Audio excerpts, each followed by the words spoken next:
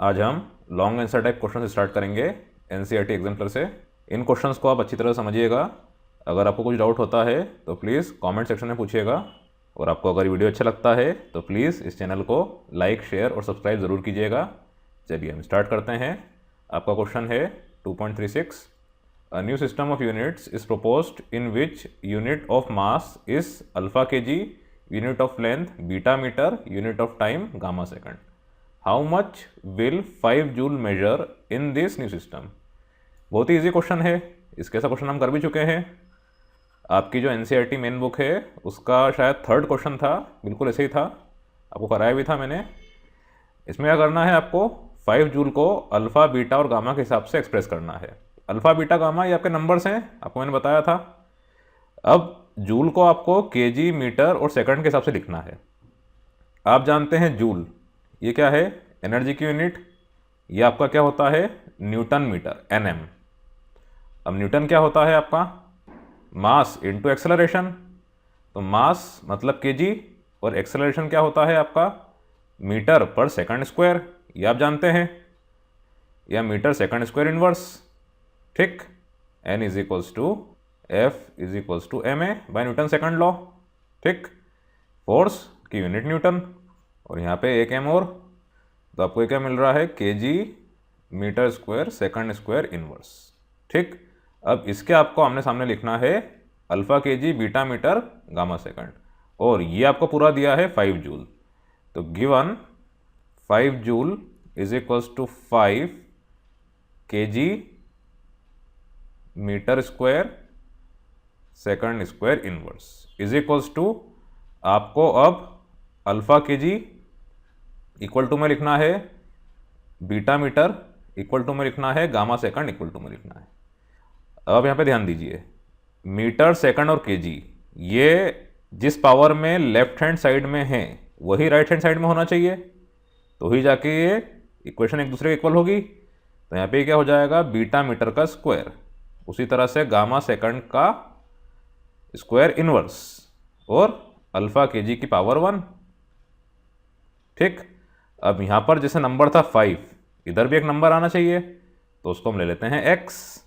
ठीक, बिल्कुल मैंने ऐसा कैसे आपको करके दिखाया था एनसीईआरटी में जब मैंने इसको सॉल्व किया था। अब इधर क्या है, कुछ नहीं है तो 1 केजी, कुछ नहीं है तो 1 मीटर, कुछ नहीं है तो 1 सेकंड। ठीक, इसको आप चाहे तो ऐसा कर लीजिए, 1 सेकंड की पावर -2, 1 मीटर की पावर 2, 1 केजी की पावर 1। तो ये कितना मिल गया आपको, 5। अब 1 अपॉन अल्फ़ा, केजी केजी दोनों कैंसिल हो जाएंगे, ये आप समझ गए हैं, लिखो ना लिखो एक ही बात है।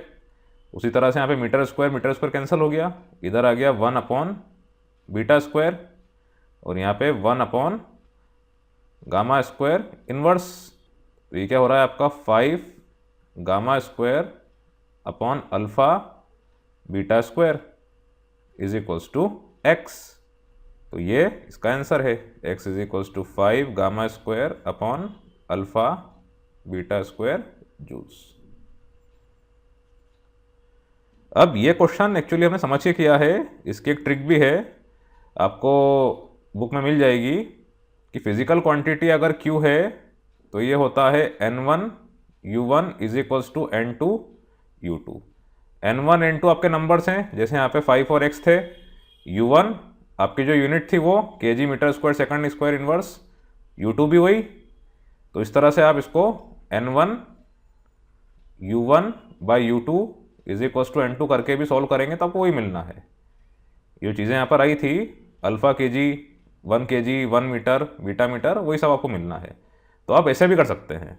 ये हालांकि रटने वाला तरीका है, पर एक्चुअली इसमें हुआ क्या है ये मुझे समझाना था आपको, इसीलिए मैंने इससे करा है। अब इससे भी इसको ट्राई कर सकते हैं, ये बहुत सारी रेफरेंस बुक में दिया है, short method. Then 2.37, the volume of a liquid flowing out per second of a pipe of length L and radius R is written by a student as V, छोटा v is equals to π/8 P R to the power 4 eta L। ये n जैसा दिख रहा है, ये ईटा बोलते हैं इसको, where P is the pressure difference between the two ends of the pipe and eta is the coefficient of viscosity of the liquid having dimensional formula m L to the power -1 T to the power -1। Check whether the equation is dimensionally correct और not. ये भी easy question है, आपको LHS RHS देखना है क्या है। इन्होंने बोला है small v it is your volume of a liquid flowing out per second.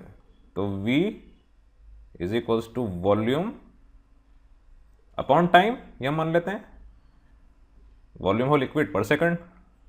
अब वॉल्यूम क्या होता है आपका डायमेंशनली, L क्यूब, और टाइम मतलब T। तो ये क्या हो गया, L क्यूब T⁻⁻1। ये हो गया इसका डायमेंशनल फार्मूला। अब उसके बाद ये आपका LHS था, RHS, इसमें π/8 कांस्टेंट है, इसको हम इग्नोर कर देंगे। आपका क्या है पहले, प्रेशर P। तो P मतलब क्या होता है, पास्कल, फोर्स अपॉन एरिया। तो फोर्स अपॉन एरिया मतलब न्यूटन अपॉन मीटर स्क्वायर। अब न्यूटन होता है आपका kg metre second square inverse, और यहाँ पे मीटर स्क्वायर। तो ये कितना हो गया, kg। अब इसमें मल्टीप्लाई क्या हो रहा है, r⁴। ये r⁴ तो सिंपली आपका हो जाएगा L⁴। उसके बाद ईटा, इसका इन्होंने दे रखा है डायमेंशन m L-1 T-1। और उसके बाद आपका L length of a pipe, ये भी L होगा।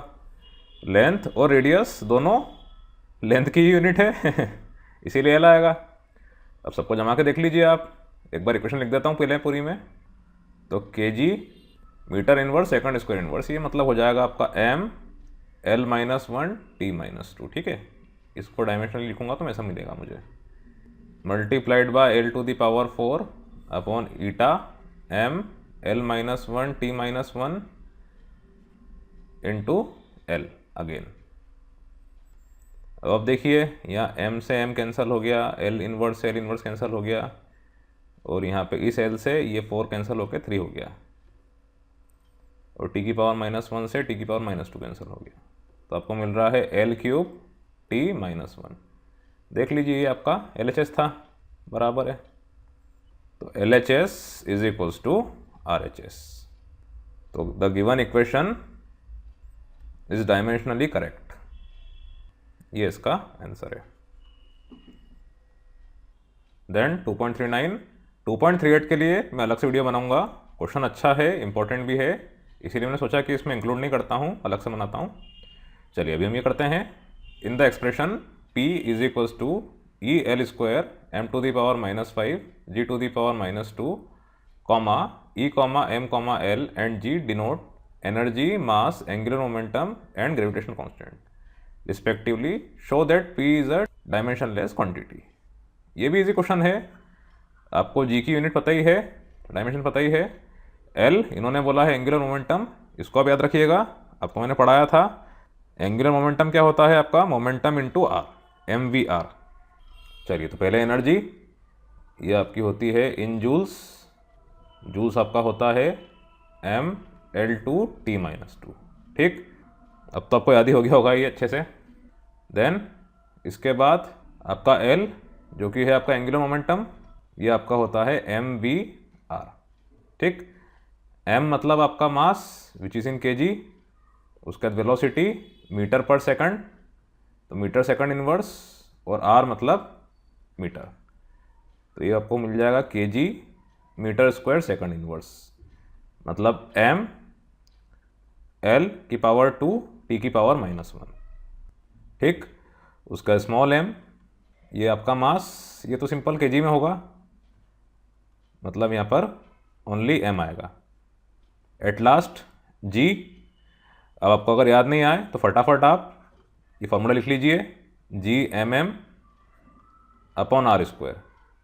आपका f क्या होता है, mL T-2, r² मल्टीप्लाई हुआ तो L², mm ये दोनों होते हैं आपके मास, तो अपॉन कैपिटल M²। तो ये कितना हो जाएगा आपका, सबने कैंसिल किया तो यहाँ पे m⁻1 ऊपर गया तो ये m inverse, L² into L मतलब L³ और T⁻⁻2। ठीक, ये सारी चीज़ें आपको मिल रही है। अब इनको आप पुट कर दीजिए इस इक्वेशन में, एक बार लिख देता हूँ पूरी इक्वेशन में, अपने बारी बारी से इनके डायमेंशंस लिखे, तो m इस पूरे की पावर -2। ठीक, आपको ये सब लिखना है और इनकी पावर्स देनी है। अभी कितना हो रहा है आपका m, और यहाँ पे -1 -2 तो प्लस m की पावर 2, और l की पावर -6, t की पावर +4। तो ये कितना मिल रहा है आपको m, यहाँ कुछ भी नहीं है तो 1 + 2 -5 + 2, उसके बाद l 2 + 4 -6, यहाँ पर नहीं था l, फिर t -2 + 4। देख लीजिए क्या मिल रहा है यहाँ पे आपको, 1 + 2 3 + 2 5 -5 0, तो m की पावर 0, यहाँ पे l की पावर 6 - 6 0, और t की पावर भी 0, -2 + 4। देख लीजिए ये तीनों 0 आ रहे हैं, तीनों की पावर 0 आ रही है, मतलब ये क्या है, कांस्टेंट है। तो p is a dimensionless quantity, hence proved.